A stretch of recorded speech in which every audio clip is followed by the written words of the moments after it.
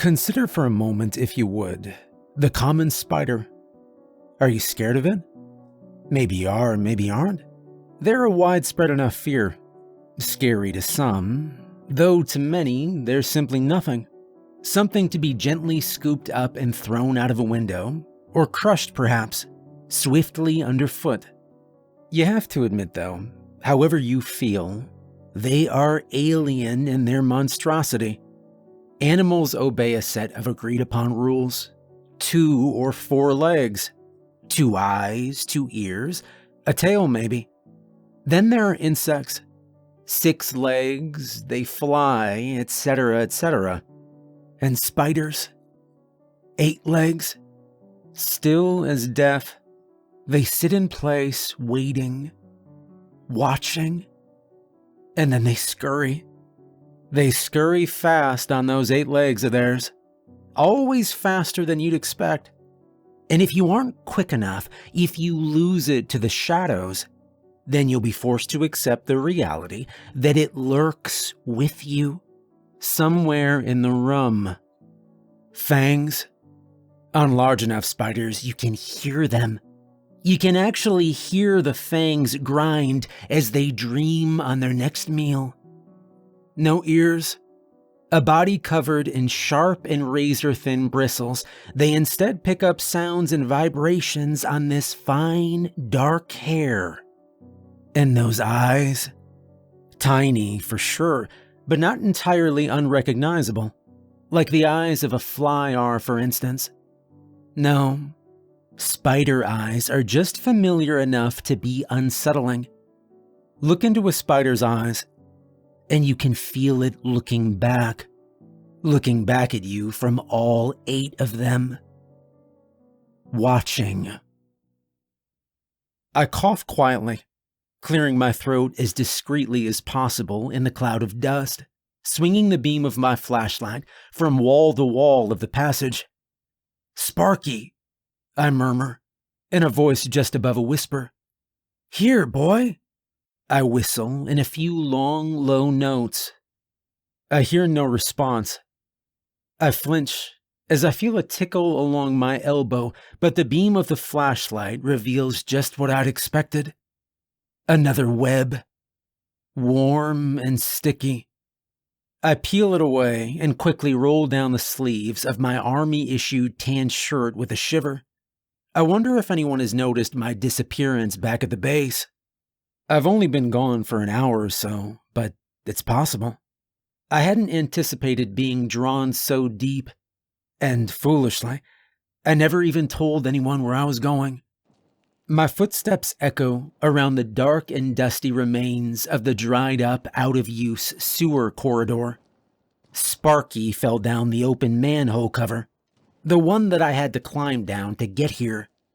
I'm sure of it. I saw him almost do so once before, and you know what I did? I laughed. His reaction was just so amusingly human, you know? I promised I'd close the hole off before he had the chance to stumble again. And I forgot. I didn't deem it a priority, so I pushed the job aside. And now I'm paying the price. Or, more accurately, Sparky's paying the price. He's a good dog, you know, he doesn't deserve this. I call his name again, in that hushed, paranoid stage whisper. There's something deeply unsettling about these tunnels. More so than one would expect. The only thing keeping me from bolting and running back the way I came is the knowledge that I probably wouldn't be able to gather the courage to come down for a second attempt. And I'm not asking for help either. I already get enough shit as it is. I'm not giving the guys more ammo. I wipe the sheen of sweat from my forehead and push deeper into the dusty sewer beneath the desert town above. The tunnel branches off in 2 separate directions. The webs are thicker here. I've never seen them so thick before in my life. They stretch out in great long strands from wall to wall, ceiling to pipe. They glisten faintly in the light of the flashlight. "Sparky!" I call out, daring to raise my voice a little. And at the edge of hearing, I pick up a response. A low whine. It sounds like Sparky, all right. Coming very clearly from the left. I swing around the beam and increase my pace, muscles tight and teeth grit, as I push past the freakish webs. We were warned about the creatures before deployment, the desert scorpions and spiders and such. I didn't realize they made webs, though. I've never seen any above ground. I thought the creatures lived in holes in the sand. They won't kill you, I keep thinking. No worse than a wasp sting. Besides, there's nothing for them to catch down here. Any spiders will likely be dead, so stop worrying. You're okay. Yeah, I'm okay. I think. My ears catch the sound of nearby water, dripping repetitively onto the metal pipes. It makes me thirsty, and more aware of the dryness of my own mouth. I look around, but I can't see the water source nor any puddles. There's only dust and sand and web. I push deeper. The air becomes thicker and hotter. Sweat leaks down my back. But Sparky's close, I know it. And I can't leave him behind. Where are you, boy? I murmur, flinching as the back of my hand connects with another strand of web. I peel it away and wipe my hand on my khakis. Ahead, the tunnel breaks apart. The main passage is blocked by a tumble of fallen rock and concrete. To my right is a crack in the wall, leading away into shadow. And to my left is another, albeit slightly wider. Sparky, I call out, my voice wavering. And I hear him. It's definitely him. A long series of whines and whimpers. My heart beats fast. He sounds scared. I clamber over a ridge of rock and through the crack into the shadows. The room is thick with webbing, to the extent that I can't even see the walls. I have no idea how large this space might be. It's broken up by clusters of pipes, some broken, some still held together, but all plastered in dust and sand. And still, despite the dryness, there's that sound of dripping water against the metal. It's all around me now, but I cannot see it. Jesus, I mutter, taking out my knife and slicing through the nearby strand, ducking past it and heading deeper into the room. My boot kicks up against a smattering of small bones hidden in dust, and they clatter noisily across the floor. I pause. For a moment, there's silence. And then the dripping resumes, and I hear a bark, just a little further ahead. Sparky, I'm coming for you, boy, I say. I expect the dog to bark again, perhaps a little more excitedly, but he does not. He only whines. Sparky, it's okay, boy. I'm coming, okay? Hold on. I slice my way through a long series of strands that block my way, sending shivering vibrations off and into the shadows along their networks as I do. The speed of the dripping increases. Little watery taps against the metal. It's maddening. I'm starting to wonder if the sound is even real or it's all in my head. My flashlight flickers and I curse, hitting it lightly with the back of my hand. If this thing goes out, well, I don't much like the thought of trying to stagger my way out of this place in the pitch black. I step over a line of pipes at knee height and raise the beam up and ahead. And that's where I see him. I see my faithful dog. He barks when he sees me and twitches his head. It's the only part of him visible. What the... Sparky is suspended in the air at an angle. Wrapped in thick, translucent webbing, he struggles against his binding in the dark, whining a little more desperately now. I don't understand. Despite the claustrophobia of the sticky, shadowy warmth all around, I'm forced to suppress a shiver as I'm overcome with a sickening sensation of fear. There's nothing on earth that would wrap a dog in a web. Not a big dog like Sparky. This is sick. What the hell's happening? Is this some kind of nightmarish prank? I laugh awkwardly, unsure of how else to respond. But there's no surprise reveal. No one jumps out at me. The flashlight flickers. All right, Sparky, let's get you out. I whisper. I can no longer summon the strength to speak in a normal volume. I use the knife to slice through the edges of Sparky's binding as carefully as I can with my shaking hand. It's a slow process. I don't want to hurt him. Eventually, I cut through enough for the strands to start stretching. Sparky's able to kick his legs, and he starts to slowly drop towards the floor. I catch him and help him to pull free. Though clusters of his fur are taken in the process, the poor thing. Once back down on the ground, he presses himself up against my leg as tightly as he can. And as if released on some deeper level too, from some sort of spell perhaps, he suddenly starts to growl. I hear it in the back of his throat. His fur ripples upwards, and he looks to my immediate right, barking once, loud and sharp. I swivel to my right, heart pounding, casting the beam of the flashlight past the pipes and into the dusty darkness.